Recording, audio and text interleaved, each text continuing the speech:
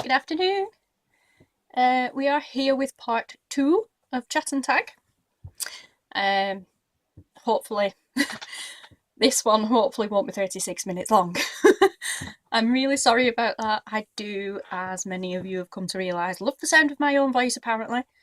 I also talk a lot when I'm nervous.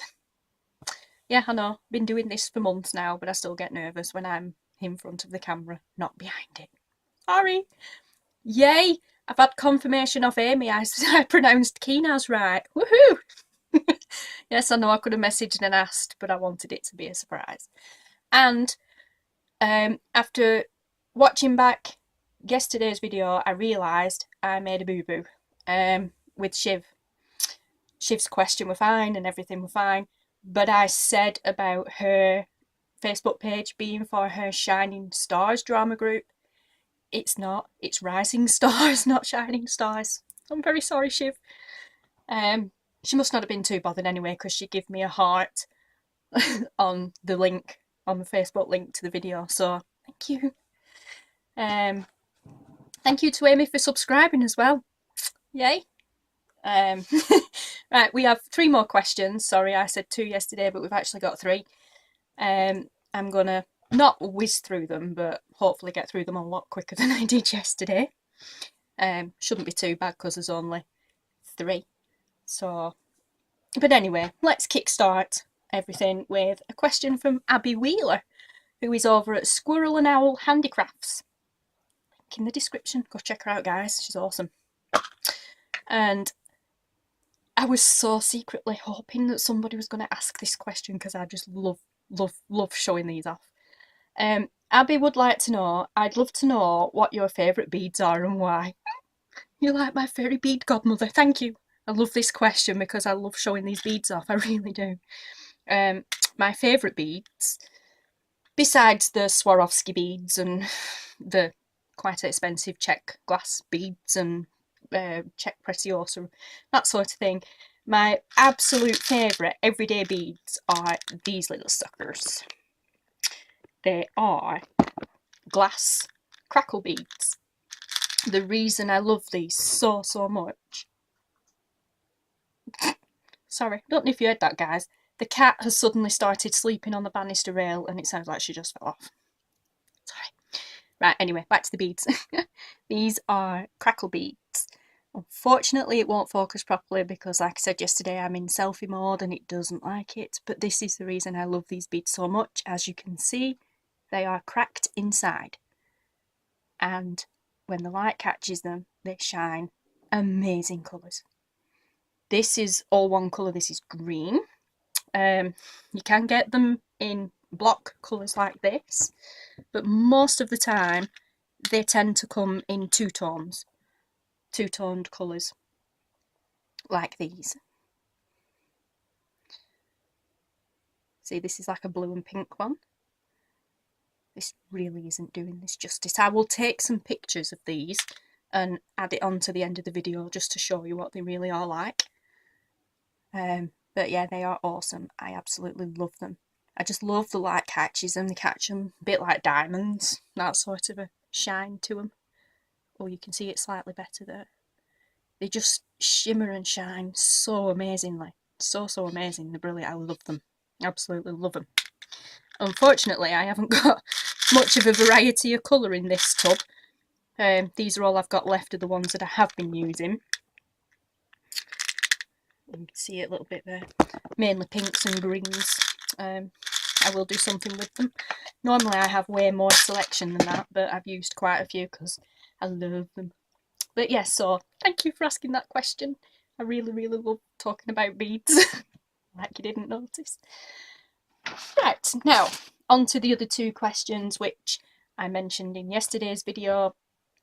One of them is a personal question which I will answer at the end of the video, just in case it runs on and I have to do a part 3.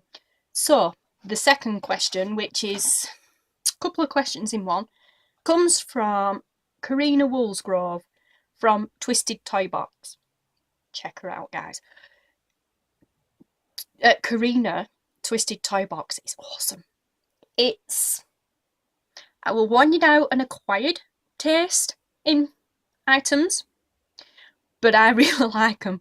I think they're cool. She takes dolls and things like that and proper gruesomes them up, like gothic and everything. Really smart.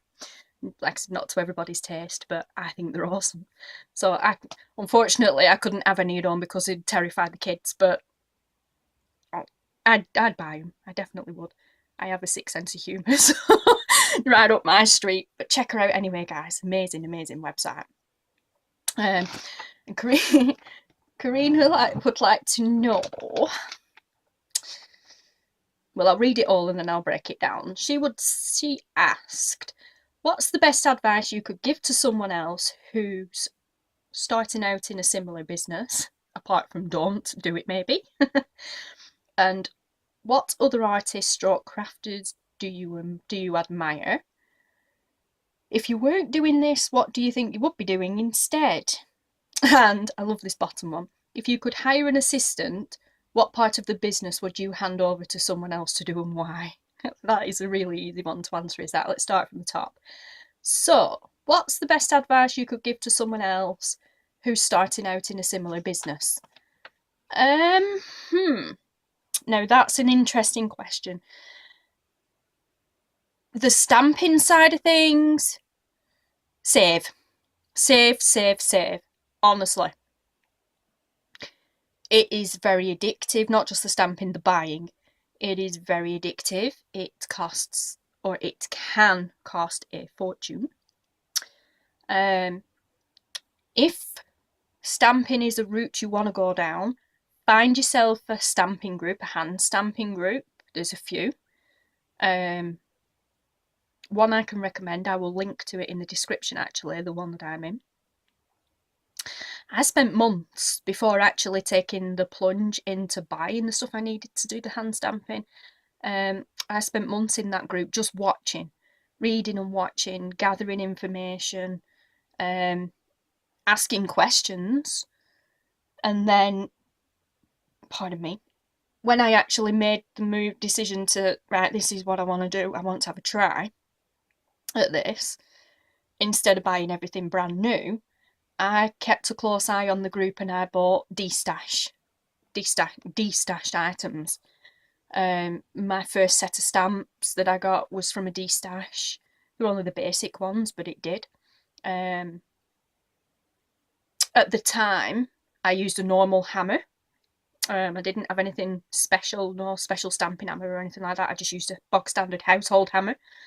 I bought bundles of blanks. Always try and get them in a destash if you can, because I mean they're good for money when you buy them, but the more you can get in a destash the better, especially for practicing on. When I was so impatient when I first started, I had actually bought a couple of blanks,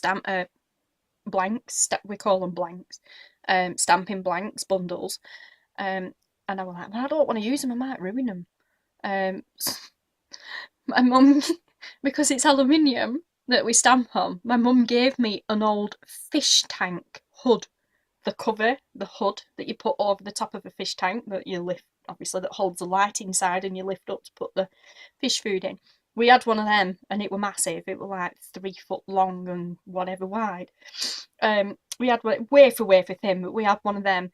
And she gave it me and I literally cut it up into sections like that and strips, and I cut circles. It was wafer thin. I cut it with a pair of old scissors, but I cut circles, roughly circle shapes out of them, and also, and I practiced on that.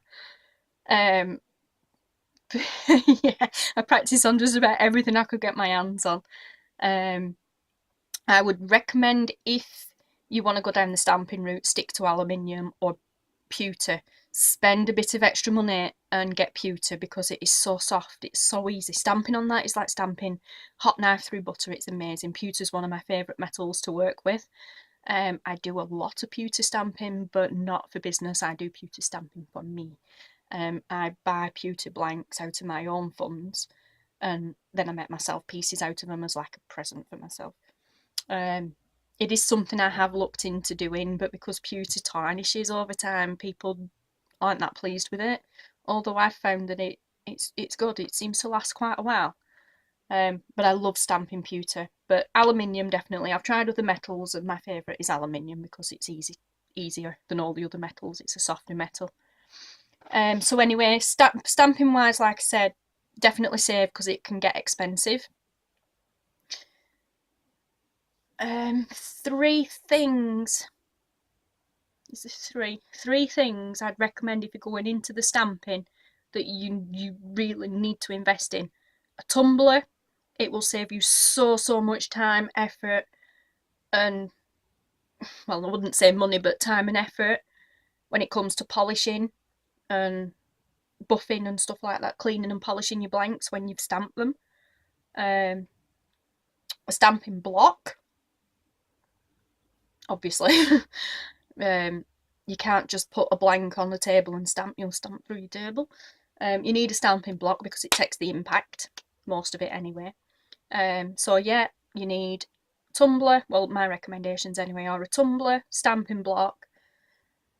I wouldn't even recommend you get a stamping hammer, to be honest, because I did fairly well right from the beginning with a household hammer, but definitely a tumbler, a stamping block, and then obviously your stamps. Punch, mighty punch.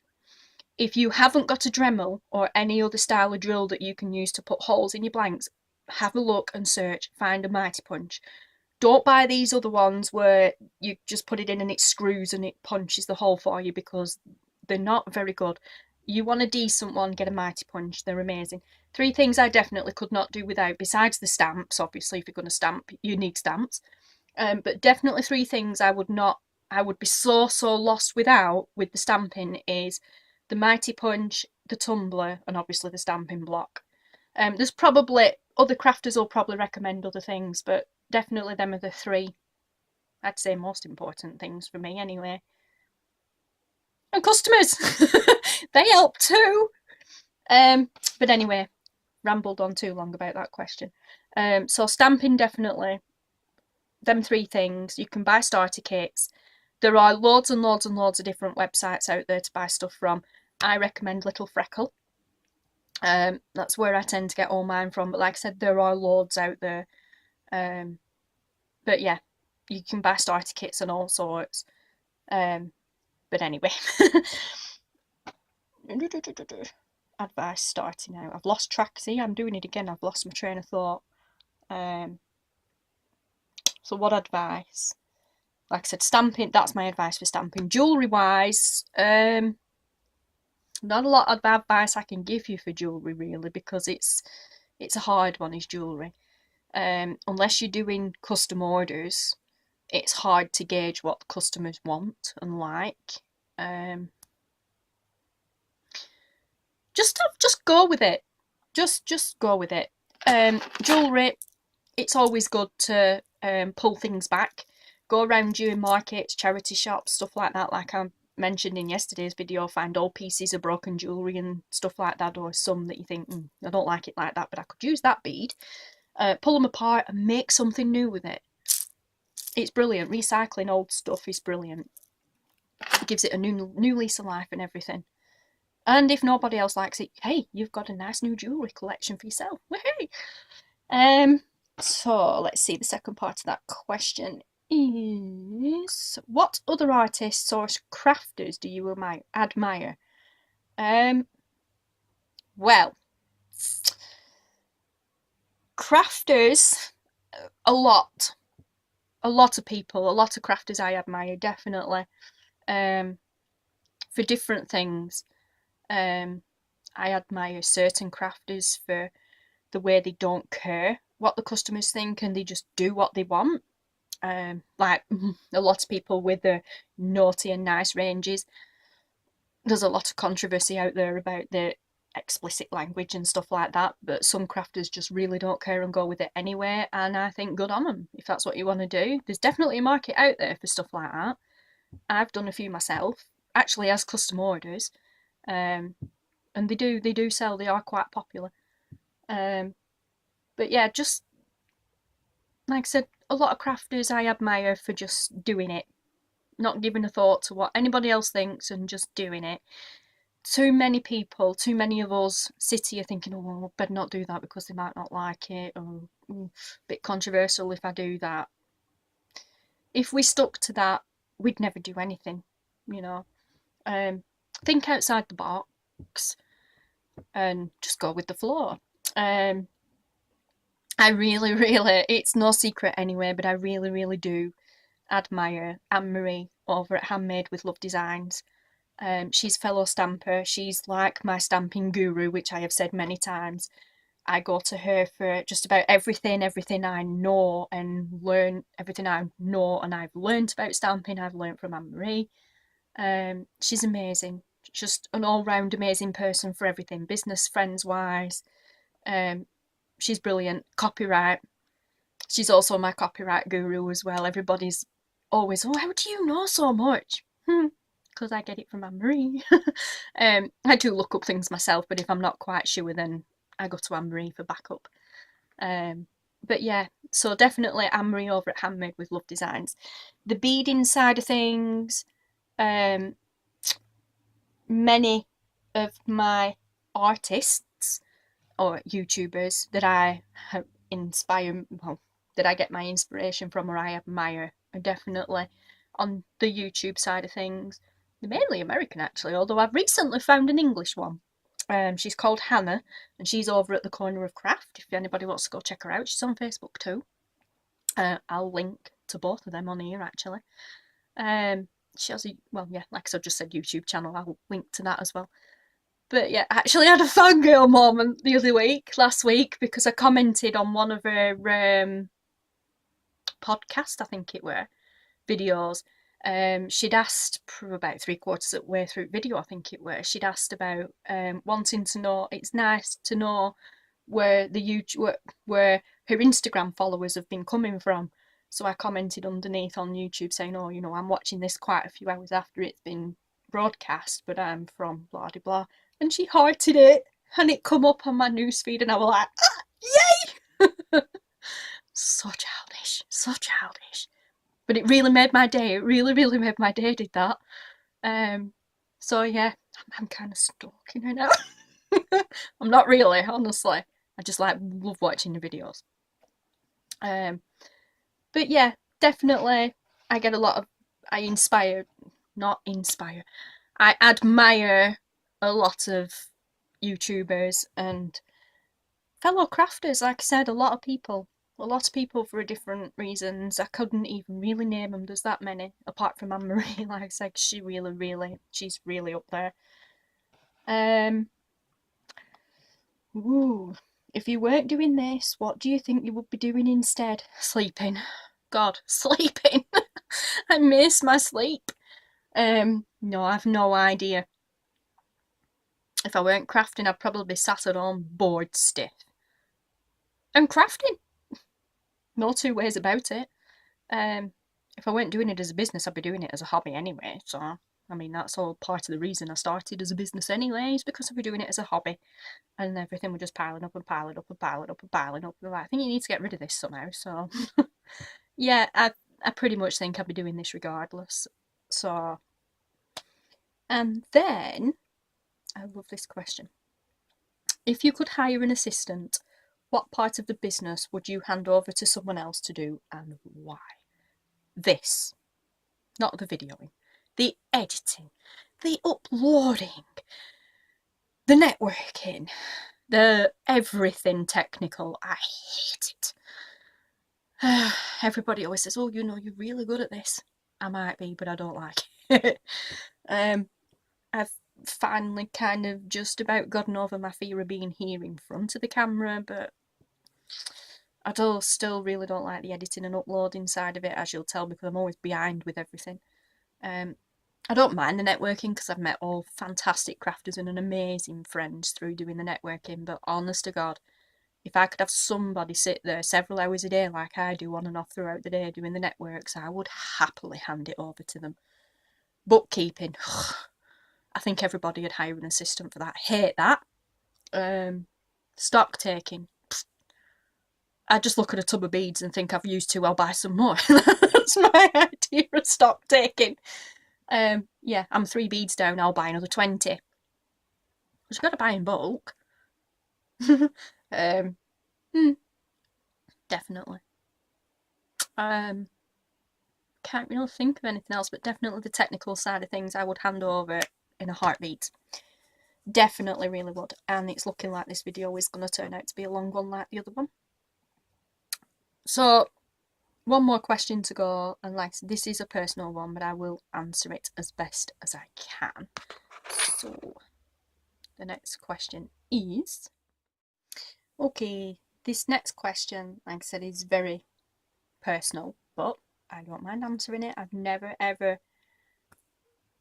refused to answer a question with regards to this subject.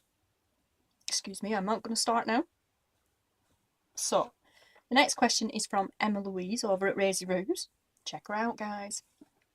If you go to the playlist section, go to Mail Time and look at Razy Roos in there. She's where I got my cups from, my logo cup. Emma wants to know, I have a question. Didn't want to post it in Jack's in case you didn't want to use it or anything like that, as I know it will be a sensitive one, but I'm really interested in what you think. What do you think about these people who think you can cure autism and giving children medicine to get rid of it? Wow. That's a difficult one. It's kind of hard to answer that question without offending people. I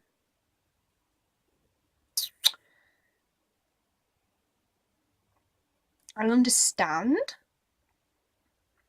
how people think that they could use medicine to cure autism. She's actually referring to a documentary that were on quite a while ago, or not that long since, a while ago. I haven't watched it, I heard about it, where these people were giving children bleach and stuff like that as a medicine to cure it. Well, that I think is absolutely disgusting. It's not even borderline, it's child abuse, and they should have the children taken off them. But all that aside, I can understand how parents kind of cling to the hope that there's going to be a cure for it, and there probably will be one day, but until then, it's just, I don't know, it's hard to answer. I can understand, like I said, I can understand why they'd think, or why they'd hope that there would be a cure, but in the meantime, they should also just get on with it.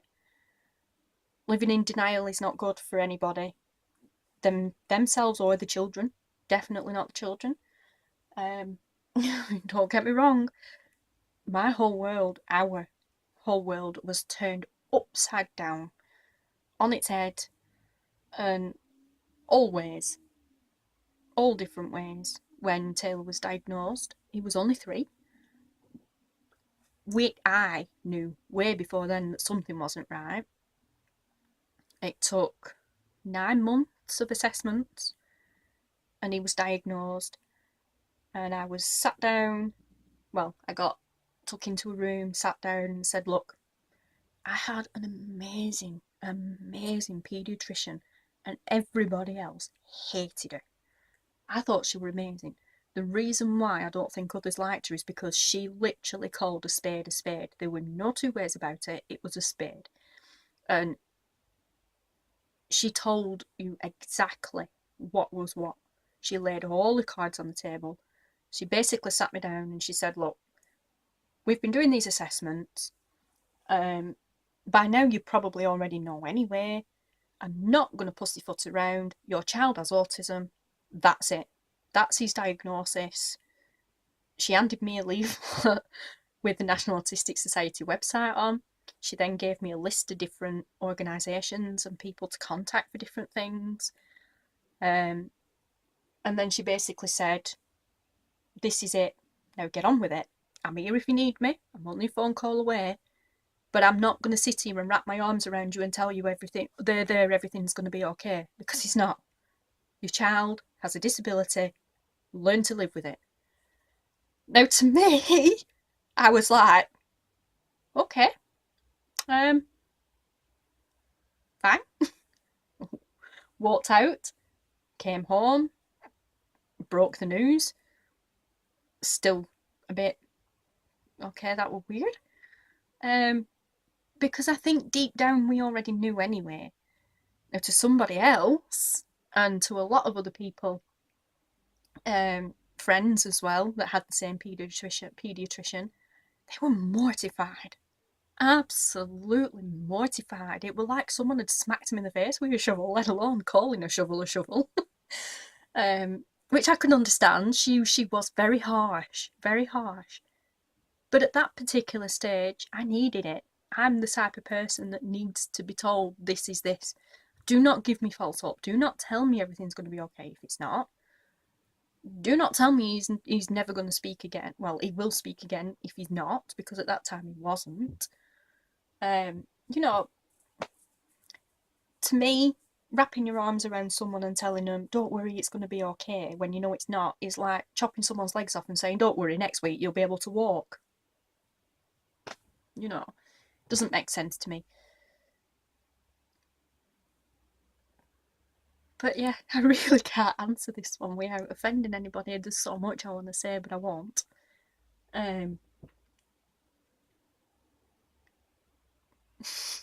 You've really stumped me on this one, Missy. I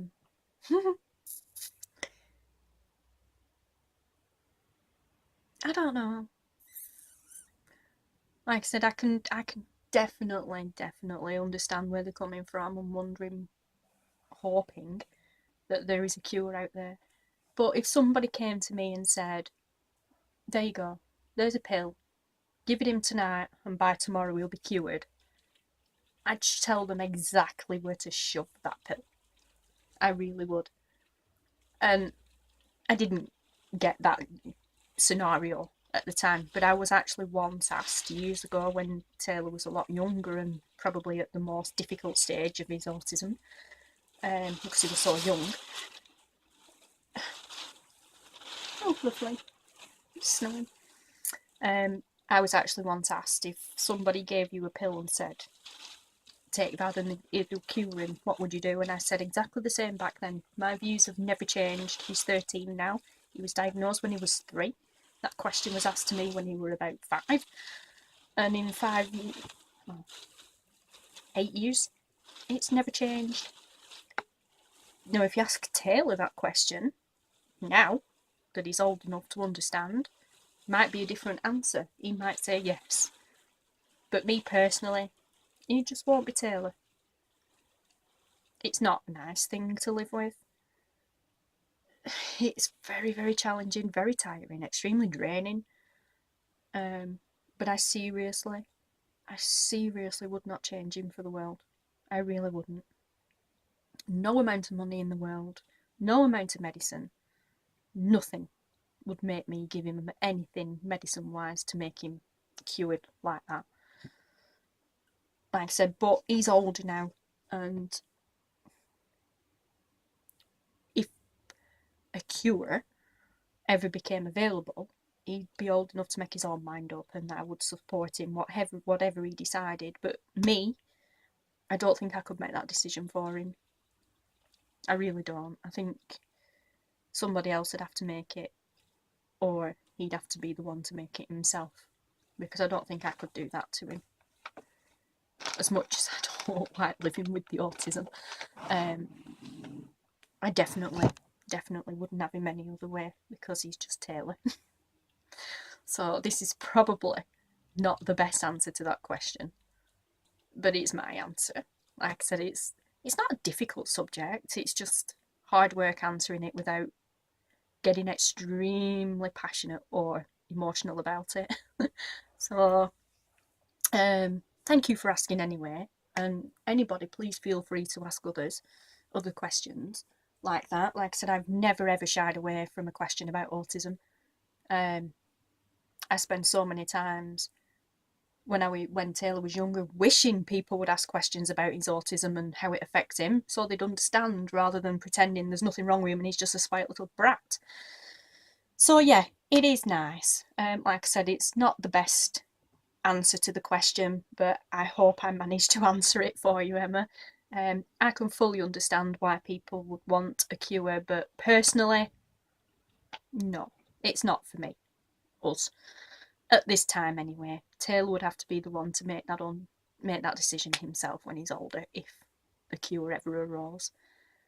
So, like I said, it's probably not the best answer, but it's the best answer I can give to that question. So, and that now brings us to the end of Chat and Tag for January. So, thank you very much for your questions. Check out the links below. Go back to part 1, because this is part 2,